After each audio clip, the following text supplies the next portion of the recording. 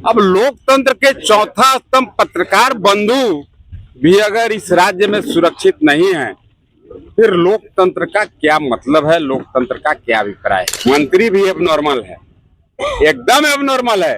वो तो मंत्री ये बन गया कि बेचारे आलमगीर जी जेल चल गया, बिलाई के भागे शिखर टूट गया। मंत्री लायक है मर्दे?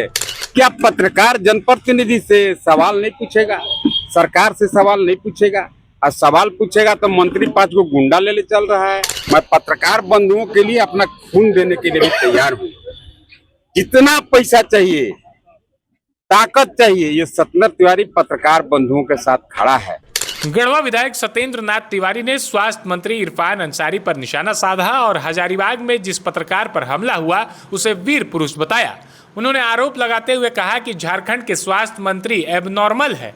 अपने सामने देश के चौथे स्तंभ को पिटवाना ऐसी ही मानसिकता का परिचय है। उन्होंने कहा कि जब पत्रकार इस लोकतंत्र में सुरक्षित नहीं है तो आम लोगों की सुरक्षा कैसे होगी?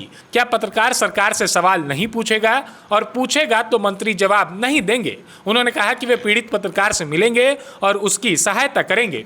वहीं उन्होंने भाषा विवाद पर कहा कि यह सरकार लाखों युवाओं के भविष्य के साथ खिलवाड़ कर रही है। यहाँ के पूर्व विधायक जब मंत्री थे तो कैबिनेट में प्रस्ताव पारित होने के समय मेज थपथपा रहे थे और आज चिट्ठी लिखने का दिखावा करते हैं। सामने पत्रकार को पीटा गया, क्या कहें? देखिए, ये सरकार नशे में चूर है। आज लोकतंत्र के चौथे स्तंभ पत्रकार बंधु, इलेक्ट्रॉनिक मीडिया हो, प्रिंट मीडिया हो, सोशल मीडिया हो। अब लोकतंत्र के चौथा स्तंभ पत्रकार बंधु भी अगर इस राज्य में सुरक्षित नहीं है, फिर लोकतंत्र का क्या मतलब है, लोकतंत्र का क्या अभिप्राय है। क्या पत्रकार जनप्रतिनिधि से सवाल नहीं पूछेगा, सरकार से सवाल नहीं पूछेगा? और सवाल पूछेगा तो मंत्री 5 को गुंडा ले चल रहा है, पत्रकार के पटक के मार रहा है। मैं पत्रकार बंधुओं के लिए अपना खून देने के लिए भी तैयार हूँ। जितना पैसा चाहिए, ताकत चाहिए, ये सत्येंद्र तिवारी पत्रकार बंधुओं के साथ खड़ा है। मैं उस बंधु से भी मिलना चाहता हूँ जिसे उन्होंने पिटवाने का काम किया। वह वीर पुरुष है, वो पत्रकार बंधु जिन्होंने सवाल पूछा। अब मंत्री भी अब नॉर्मल है, एकदम अब नॉर्मल है। वो तो मंत्री ये बन गया कि बेचारे आलमगीर जी जेल चल गया, बिलाई के भागे शिखर टूट गया। मंत्री लायक है मर्दे? कहता है कभी आला टांग लेता है गर्दन पर, जब डॉक्टरी पढ़े हैं कहाँ से, तो जहाँ से कल मारपीट हुआ था सर्टिफिकेट में है नहीं, रसिया नहीं, यूक्रेन से 1200 रुपये ले जाइएगा, मेडिकल के सर्टिफिकेट ले चल आइएगा। आवे जाए में जेब भाड़ा लगे, टाइप करके मोहर मार के दे देगा, बुझ आप डॉक्टरी है। वैसा का कागज वाले के अपना के डॉक्टर कहता है। एकदम अब नॉर्मल है वो आदमी। आप देख रहे हो पूरा झारखंड के स्वास्थ्य की काफी बदतर व्यवस्था है। अब भानु जी तो बार बार इस बात को उठाते भी हैं उस पर, लेकिन उस पर कोई असर नहीं पड़ना है। हेयर है, मोटा चमड़ी है। हम गढ़वा लातेहार एरिया में लोग भोजपुरी मगही भाषा को बोलते हैं, यही यहाँ की बोलचाल की भाषा है। कैबिनेट में जब ये बात आया, उस समय मिथिलेश ठाकुर भी मंत्री हुआ करता था, उसने मेज थपथपाया। हिंदी भोजपुरी जब हटाया जा रहा था, इसने ताली बजा करके स्वागत किया उसका, और उसमें दस्तखती है मिथिलेश ठाकुर।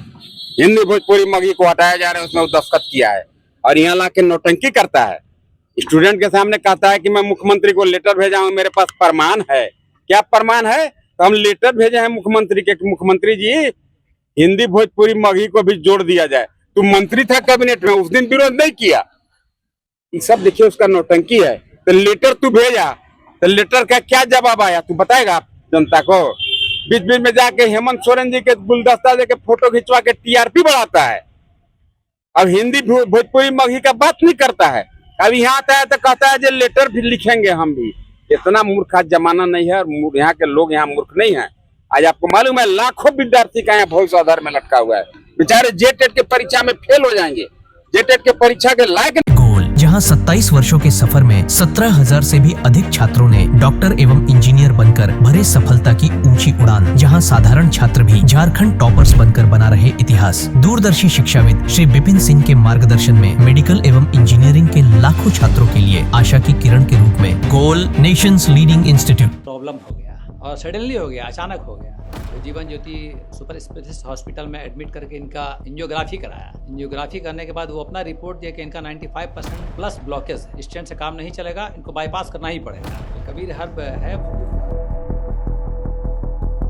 जब यहाँ पहुँचे फर्स्ट टाइम में इनको दिखाया तो माशाल्लाह रिपोर्ट बहुत बढ़िया है। 1 सप्ताह अंग्रेजी दवा चलाना है, उसके बाद दवाई बंद कर देना है।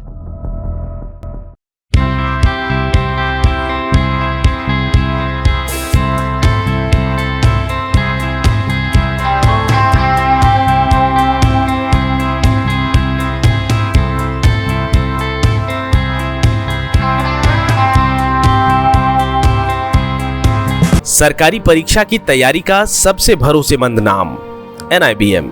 अच्छा कोचिंग ढूंढ रहे थे तो फिर गूगल में ही बताया कि यहाँ का रेटिंग भी बहुत अच्छा था। पुरुलिया से आए हैं यहाँ पर कोचिंग करने के लिए। NIBM के बारे में मेरे एक भैया हैं जो पिछले साल ही बैंकिंग यहीं से प्रिपरेशन किए और इस बार IBPS PO में सिलेक्शन लिए। मेरा अभी फाइनल सिलेक्शन हुआ है RRB PO में, उत्तर बिहार ग्रामीण बैंक में। मेरा फाइनल सिलेक्शन RRB PO में हुआ है। NIBM, thefollowup.in. Like, share and subscribe. www.thefollowup.in